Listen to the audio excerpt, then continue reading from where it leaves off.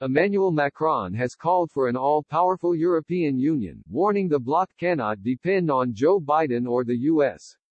Last month, Democrat Mr. Biden beat Donald Trump in the U.S. election, triggering a renewed debate over Europe's role on the world stage. Mr. Biden has pledged to restore close ties with America's traditional allies. But the French president, who led a push for European strategic autonomy under the Trump administration, warned the EU needs to build its independence. He said, "The changeover of administration in America is an opportunity to pursue, in a totally peaceful and calm manner, what allies need to understand among themselves, which is that we need to continue to build our independence for ourselves, as the United States does for itself and as China does for itself." Mr. Macron's concerns have been echoed by Enrico Letta, former Prime Minister of Italy. He said, "We can't allow Europe to be depending on some thousand voters in Nevada, Arizona or Pennsylvania in the future."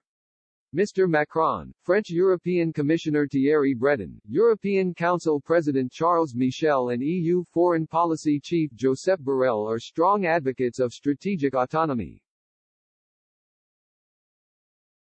Mr. Michel said last month, "Let us remain lucid. The United States are changing, Europe is changing. Our respective visions and interests will not always converge." Speaking about the U.S. election in the European Parliament, Mr. Borrell added at the time, "We have to proceed with our work to enhance what we call Europe's strategic autonomy.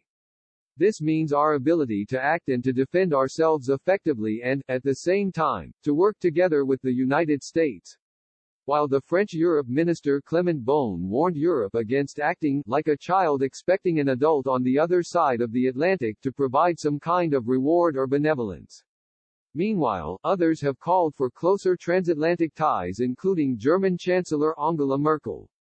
Ms. Merkel and German Defense Minister Annegret Kramp-Karrenbauer, as well as leaders in the Baltics and Central and Eastern Europe, favor close ties with the US and NATO due to tensions with Russia. Thomas Kleine-Brockhoff, vice president of the German Marshall Fund of the United States, stressed, "The future you go away from France, the strategic assessment changes.